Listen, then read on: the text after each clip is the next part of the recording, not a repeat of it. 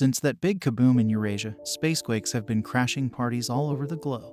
Japan, like everywhere else, got its fair share of the shakiness. But life goes on. People just dusted themselves off and went back to their everyday routines, even though those spacequakes kept photobombing their selfies with disaster. Among these is Shido, trying to navigate life with his lively sis, Katori. One fine morning, they're heading to school, gossiping about some mini spacequake that ruffled feathers recently. They pinky swear to meet up later at their go-to-family diner, totally unaware they've got a shadow creeping behind them. At the high school, Shido bumps into the stalker, his brainiac classmate, Origami, who's got some serious ninja skills when it comes to sneaking around.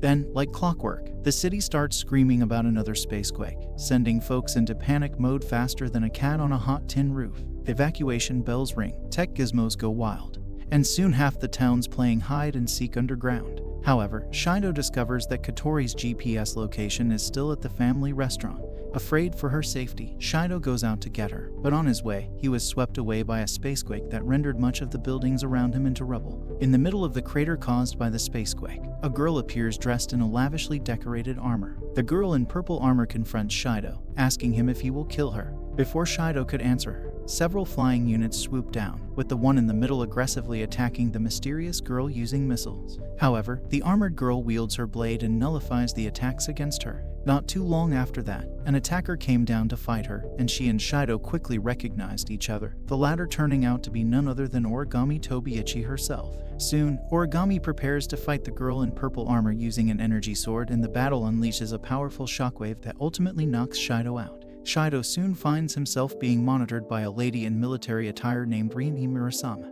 Rini tells Shido that he is aboard the Fraxinus, the vessel of the Ratatosker, after he lost consciousness in the battle. Rini discovers that Shido is asking too much questions than what she could handle, so she took him to the bridge, where Shido discovers that the captain of the Fraxinus is his younger sister, Katori. As Katori explains the situation about the mysterious girl earlier, whom she calls a spirit, Shido notices that Katori seems to have a completely different personality than before. Katori simply shrugs it off, and she proceeds to explain what a spirit is, among other things. Katori explains that spirits are otherworldly beings who create spacequakes upon arriving on Earth, regardless of their will. Secondly, the ones who attacked the spirit earlier is the AST, or Anti-Spirit Team, a task force with duties to combat spirits who manifest on Earth. Thirdly, there is a way to defeat a spirit without killing it, and Shido is the person they need for this. Katori asks Shido to return to his normal life, but he demands more answers. She complies and reveals that she actually left her phone at the family restaurant shortly after parting with Shido. Currently, they are 15,000 meters above sea level, in the sky above the void zone created by the spacequake earlier. A day after that, Rini Murasama joins the faculty of school and makes quite an impression as she falls asleep while introducing herself as the new physics teacher. Shido later confronts Rini and Katori about this and the fact that Rini transformed the biology room into her personal laboratory. Rini thinks that it is a good idea for someone from Ratatosker to watch over him, while Katori has already done something about her middle school education. Soon, Katori asks Rini to give Shido a look at the training module he would use for preparing himself as the newest weapon against the spirits who manifest on Earth. As soon as the module finishes loading, Shido discovers that the training module is a visual novel designed for him to learn how to make a spirit fall in love with him.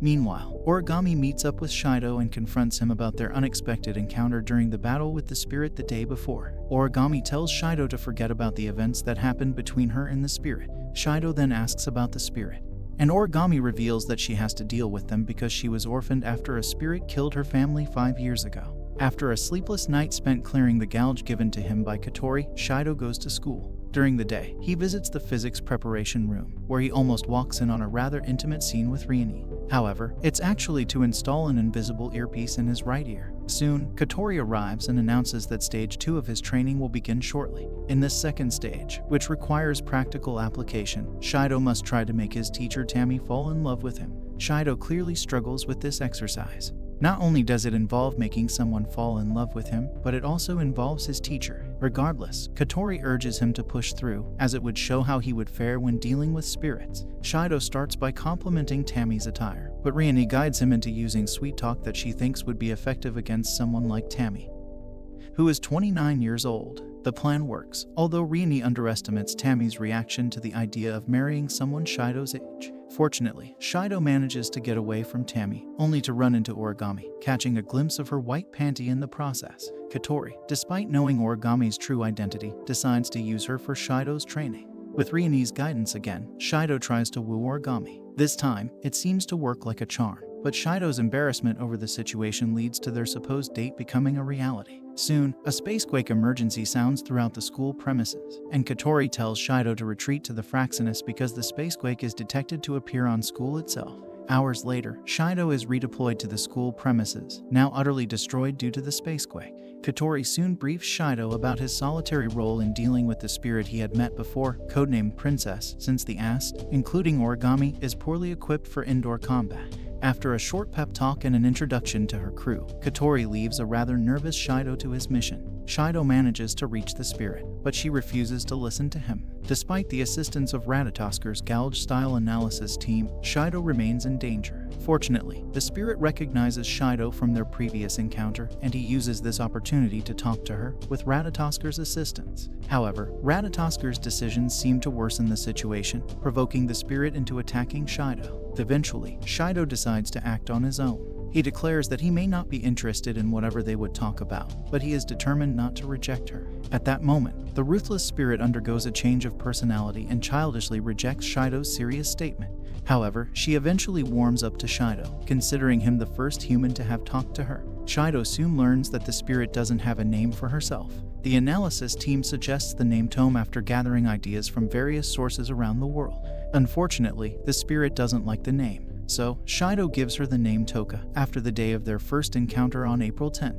The spirit seems to approve of the name and smiles in response. Suddenly, a hail of gunfire rains down on Toka from above, barely evaded by Shido thanks to Katori's swift warning. Toka advises Shido to move away to avoid the crossfire, but he strongly refuses and asks her to talk. Toka eventually complies, and they sit in the wrecked classroom, ignoring the gunfire from the AST outside thanks to Toka's barrier. During the conversation, Toka reveals she doesn't know much about herself or why she suddenly appeared on Earth, ending up getting attacked in the process. Katori seizes the opportunity when Toka is calmer than usual for Shido to make his move. Despite the jeering of Ratatoskir ringing in his ears, Shido decides to go along with their plans. Meanwhile, the endless hail of fire from the anti-spirit team comes to a halt as they discover a civilian with the spirit. Upon recognizing the civilian, Origami swoops in to confront Toka. Origami's presence quickly reverts the spirit's mood to pure aggression. Toka summons her weapon, Sandalpin, and slashes at the two. Origami manages to survive the encounter with Toka that night, but she's given a short sermon by her superior about being reckless in her duties before being taken to safety. Shido is unharmed as well, but upon his return to the ruins of school, he still has second thoughts about what happened the day before. Soon, a familiar voice calls out to him, and Toka emerges from behind him, expecting Shido to fulfill what he promised.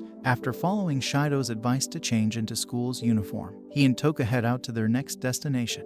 Following the incident at school, Shido and Toka are on their date being overseen and supported by the Fraxinus crew. Toka mistakenly assumes that each variety of food she is consuming at first is a date, not accustomed to a crowd. When the couple enter the shopping area, she assumes that humanity is launching an all-out attack on her. Origami observes them from the shadows while Shido and Toka go from a high-priced restaurant to south of the station where they enter an improvised shopping area. Toka is able to indulge in the foods present to her desire, but notices that Shido does not seem to be having fun. They move on to an arcade that is dominated by crane games. In the course of playing for a prize that has caught Toka's eye, Toka inadvertently voices her bond with Shido. They make their way to a cliff edge where Toka finally notices what a date is and sees why the mecha people want to keep the world that is so kind, fun, and beautiful from getting destroyed. Meanwhile, Origami is given permission to kill her with a single blast, but Shido intercepts Origami's blast. With Shido killed, Toka furiously attacks a stunned Origami to avenge Shido. Before Toka can kill Origami, Shido is mysteriously revived with his wounds completely healed and falls from the sky towards Toka.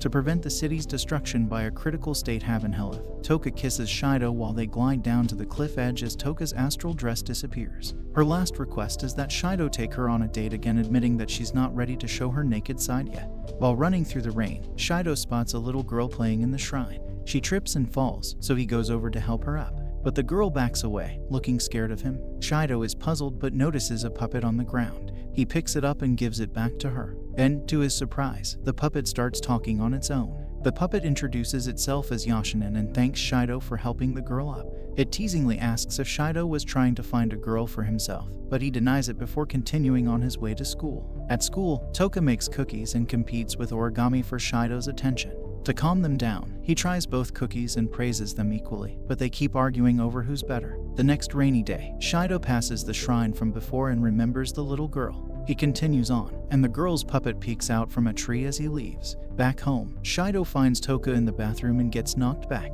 He asks Katori why Toka's there, and learns she'll be living with them since he sealed her powers. Katori and Rini explain it's also training for Shido to help seal more spirits. Katori tricks Shido into changing the bathroom light bulb, leading him to encounter Toka again and get knocked back. Later, Katori makes Shido take the first bath, but he fails to convince her otherwise. He initially thinks Toka isn't there, but Katori arranged for her to join, resulting in a comical drowning attempt by Toka when she finds him. The next morning, Shido wakes up in Toka's room, startling her and prompting her to throw things at him. At school, Toka and Origami continue their fight over who gets to sit next to Shido during lunch. Later, a spacequake alarm interrupts their class. Tammy instructs everyone to head to the safe shelter as usual. Confused, Toka asks what's going on, and Shido explains the situation to her. She seems to grasp it. Rini arrives, and knowing his duty, Shido asks Tammy to take care of Toka while he and Rini leave. Toka looks visibly worried about where he might be going. Aboard the Fraxinus, Katori briefs Shido that a spirit is causing the spacequake.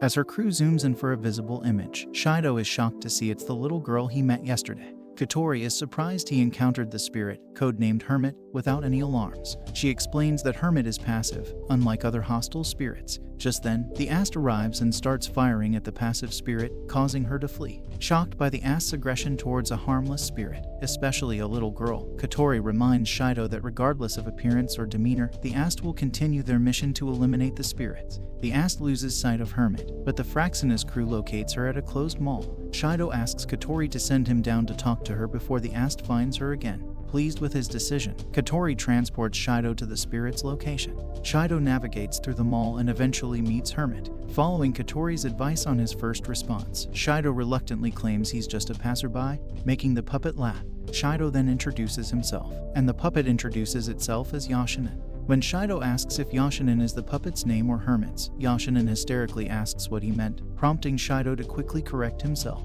Meanwhile, in the school's shelter, a worried Toka wonders why Shido would leave during a spacequake. Tammy admits she doesn't know but tries to reassure her. Toka surprises Tammy by leaving to look for Shido. Outside the mall, Origami and Ryuko, the commander of the Ast, wait for Hermit to exit. Ryuko questions the coincidence of a girl resembling the spirit princess transferring to Origami's class. Inside the mall, Shido tries to warn Yoshinin about the jungle gym's danger, but she falls and lands on him, their lips accidentally touching. Yoshinin gets up, and Shido apologizes for the mishap. Katori then alerts Shido of something urgent, and he's surprised to see Toka standing nearby. Toka angrily asks Shido what he just did, accusing him of making her worry just to see another girl. Katori warns Shido about Toka's current mental state and the return of her spirit powers. When Shido asks what to do, Toka confronts Yoshinin, who creates a misunderstanding by suggesting Shido got tired of her and prefers Yoshinin instead. Shido tries to explain, but Toka interrupts him as Yoshinin continues to taunt her about Shido choosing the puppet over her. Toka grabs the puppet and demands it take back everything it said. The little girl, Hermit, then asks Toka to give her back the puppet. Shido is briefed by Katori that Hermit's mental condition is rapidly deteriorating. He asks Toka to give the puppet back to Hermit, but upset, she mistakenly thinks he's choosing the puppet over her. Suddenly, Yoshinin summons her angel, Zadkiel, freezing everything around them. Katori orders Shido to leave immediately as Yoshinin creates a rain of sharp icicles targeting Toka. Shido manages to save Toka just in time. Yoshinin then tears the place apart before fleeing, but the Ast spots her and starts firing. Zadkiel creates a burst of snow, allowing Yoshinin to escape unnoticed. With Hermit no longer in sight, Ryuko orders Origami and the others to return to base. As they leave, Origami spots something on the ground. Back with Shido, he asks Toka if she's alright. She responds that she's fine and asks him to leave her alone, still upset over the misunderstanding caused by Yoshinin. When Shido tries to talk to her, Toka pushes him away, remarking how he likes the other girl more than her. Katori sarcastically comments on Shido's new problem. And that concludes our journey into the world of spirits and secrets. Subscribe for more thrilling adventures and stay tuned for what lies ahead.